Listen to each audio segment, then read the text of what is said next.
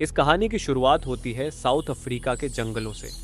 इस जंगल में हमें कई तरह के पशु पक्षी देखने को मिलते हैं। फिर हम एक फीमेल चीता को देखते हैं जिसके 3 छोटे छोटे बच्चे होते हैं। लेकिन तभी जंगल में भगदड़ मच जाती है क्योंकि वहाँ जंगल का राजा शेर आ गया था। फिर उसे देखकर वो फीमेल चीता भागने लगती है, लेकिन वो शेर उसे पकड़ लेता है और मार देता है। अब उस चीता के तीनों बच्चे अनाथ हो जाते हैं। जब रात होती है तो उन तीनों में से एक चीते का बच्चा चलकर हाईवे पर आ जाता है। तभी उसे देखकर एक कार रुकती है। उस कार में से जैन नाम का एक लड़का बाहर निकलता है जो उस बच्चे को देखकर काफी खुश होता है। वह अपने पिता को इसे अपने साथ घर ले जाने के लिए कहता है और उसे गोद में उठा लेता है। पहले तो उसके डैड मना करते हैं, लेकिन बाद में वो मान जाते हैं क्योंकि वो जानते थे कि अगर इसको यहाँ पर अकेला छोड़ दिया गया तो यह किसी कार के नीचे आ जाएगा। जब वे उस छोटे बच्चे को लेकर अपने घर पहुंचते हैं तो उस चीता के बच्चे को देखकर जैन की माँ बहुत खुश होती है। अब वे तीनों डिसाइड करते हैं कि जब तक ये बच्चा बड़ा नहीं हो जाता ये हमारे साथ हमारे घर में ही रहेगा। लेकिन जैन के मॉम डैड ये भी जानते थे कि चीता के बच्चे को घर में रखना खतरे से खाली नहीं है। लेकिन जैसे जैसे समय बीतता है वे भी उस बच्चे को प्यार करने लगते हैं। जैन उस बच्चे का नाम डूमा रखता है। अब डूमा उनकी फैमिली का एक मेंबर बन जाता है। एक दिन जैन और उसके डैड डूमा को दौड़ना सिखाते हैं। वे उसे अपनी बाइक के साथ साथ दौड़ने के लिए कहते हैं क्योंकि वे लोग उसकी दौड़ने की स्पीड देखना चाहते थे। लेकिन डूमा ज्यादा तेज नहीं दौड़ता, लेकिन जैसे जैसे बाइक रफ्तार पकड़ती है डूमा भी तेज दौड़ना शुरू कर देता है और वो इतनी तेज दौड़ता है कि बाइक से भी आगे निकल जाता है। उसकी ये रफ्तार देखकर जैन और उसके डैड बहुत खुश होते हैं। अगले दिन जैन डूमा और अपने डैड के साथ बैठा होता है तो उसके डैड उसे समझाते हैं कि अब यह बड़ा हो गया है और हमें इसे वापस वहीं छोड़ देना चाहिए जहां से हम इसको उठाकर लाए थे।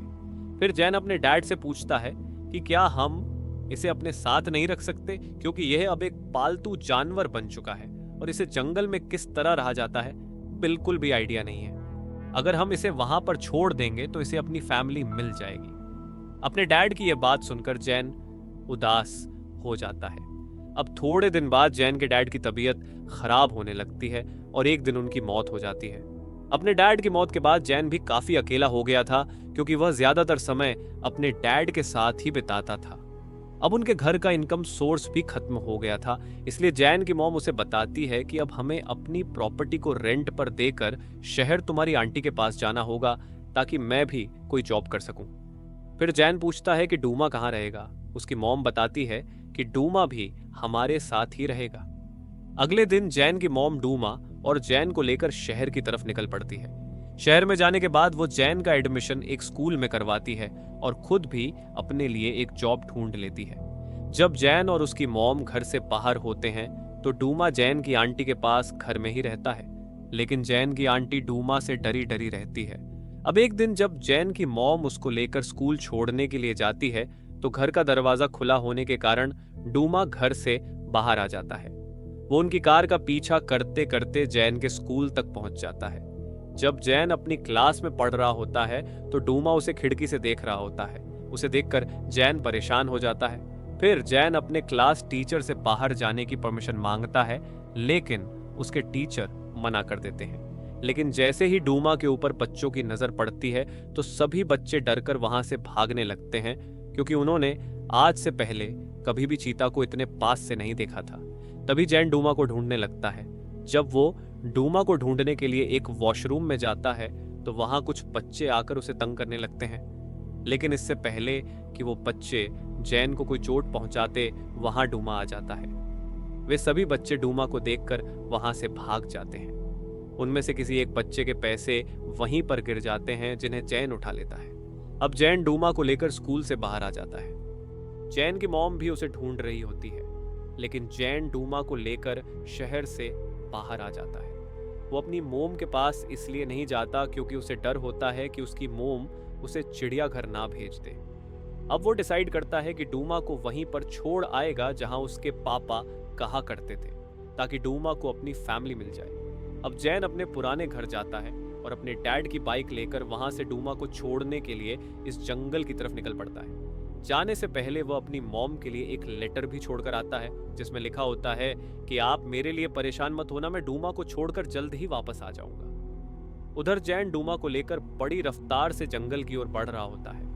फिर एक जगह पर रुककर वो उस मैप के अंदर लोकेशन ढूंढने लगता है जहां उन्हें जाना था, और उसके बाद फिर से एक बार सफर पर निकल पड़ता है। जंगल की ओर चलते चलते वह बाइक के पेट्रोल की तरफ ध्यान नहीं देता और एक रेगिस्तान के अंदर जाकर उसकी बाइक बंद हो जाती है, लेकिन वह फिर भी हिम्मत नहीं हारता। वो अपनी बाइक को पैदल ही धक्का मारकर आगे ले जाने की कोशिश करता है। थोड़ी दूर जाने के बाद उसे एक क्रैश प्लेन दिखाई देता है। फिर डूमा जाकर उस प्लेन की छाव में आराम करने लगता है क्योंकि वो बाइक को धक्का मार मार के थक गया था। उन दोनों के पास खाने पीने के लिए कुछ भी नहीं था, इसलिए दोनों ही भूखे और प्यासे होते हैं। उस प्लेन की छाव में बैठे बैठे जैन को नींद आ जाती है। जब शाम होती है तो वहां से कुना नाम का एक आदमी गुजरता है और वह जैन की बाइक देखकर उसे चुराने की कोशिश करता है, लेकिन इससे पहले कि वह बाइक को स्टार्ट करता वहां पर जैन आ जाता है। फिर जैन रिपकुना से पूछता है कि तुम यहाँ क्या कर रहे हो। रिपकुना बताता है कि मैं साउथ की तरफ अपने गांव जा रहा हूँ। फिर जैन कहता है कि हम वेस्ट की तरफ जा रहे हैं। फिर रिपकुना पूछता है कि तुम अकेले वहां क्या करने जा रहे हो, लेकिन इतनी देर में वहां पर डूमा भी आ जाता है। उसे देखकर रिपकुना डर जाता है, लेकिन जैन कहता है कि डरो मत, ये तुम्हें कुछ नहीं कहेगा। फिर जैन उससे पीने के लिए पानी मांगता है और बदले में अपनी बाइक से उसे लिफ्ट देने का वादा करता है। उसकी ये डील रिपकुना को मंजूर होती है और वो उसे पीने के लिए पानी दे देता है, लेकिन जब वो बाइक को स्टार्ट करने की कोशिश करता है तो बाइक स्टार्ट नहीं होती। फिर जैन उसे बताता है कि बाइक में पेट्रोल नहीं है। फिर जब रात हो जाती है तो वे लोग वहीं पर आग जलाकर सो जाते हैं, और अगले दिन जब सुबह होती है तो रिपकॉम के कारण बाइक आगे बढ़ने लगती है। अब वे तीनों अपने सफर पर निकल पड़ते हैं। अगले सीन में हम जैन की मोम को देखते हैं जो उसके जाने के बाद काफी उदास होती है। फिर वो जैन के मिसिंग के पोस्टर पूरी सिटी में छपवा देती है, लेकिन फिर भी उन्हें अभी तक जैन की कोई भी खबर नहीं मिली थी। अब रेगिस्तान में चलते चलते वे एक ऐसी जगह पर आ जाते हैं जहां उन्हें अपनी बाइक को छोड़ना पड़ता है क्योंकि सामने एक छोटी सी पहाड़ी थी और उन्हें उसके पीछे जाना था। वहां काफी ज्यादा गर्मी होने के कारण जैन और डूमा एक पहाड़ी की छाव में बैठ जाते हैं और वहां से पानी निकालने में कामयाब हो जाता है। रिप कमजोर होने लगते हैं। तभी जैन अपने पास में एक शतु मूर्ख को देखता है। फिर वो डूमा को कहता है कि जाकर उसका शिकार करो। डूमा ने आज तक कभी भी किसी चीज का शिकार नहीं किया था, इसीलिए उससे शतु मूर्ख का भी शिकार नहीं होता, लेकिन वह उसे दूर भगाने में कामयाब हो जाता है। फिर वो अपने सूंघने की तेज पावर से अंडों को ढूंढ लेता है। फिर वे उन अंडों को खाकर अपना काम चलाते हैं। रिप कॉम्पा दिखाता है और बताता है कि मैं वहां डूमा को छोड़ने के लिए जा रहा हूं ताकि इसे अपनी फैमिली मिल सके। जब रिपकॉर्ड जैन को कहता है कि आधे रास्ते तक तो मैं तुम्हें छोड़ दूंगा, लेकिन उसके बाद तुम अपने आप देख लेना। अब रात वहीं पर बिताने के बाद वे लोग अपने आगे के सफर पर निकल पड़ते हैं। जब थोड़ी दूर चलने के बाद जैन अपने कंपास में देखता है तो उसे पता चलता है कि रिपकॉम एक हेलीकॉप्टर में उन्हें ढूंढने के लिए आती है। वे तीनों उस हेलीकॉप्टर को देखकर छिप जाते हैं। फिर वो हेलीकॉप्टर वहां से चला जाता है और रिपकॉम के अंदर जाकर हीरो को ढूंढने लगता है।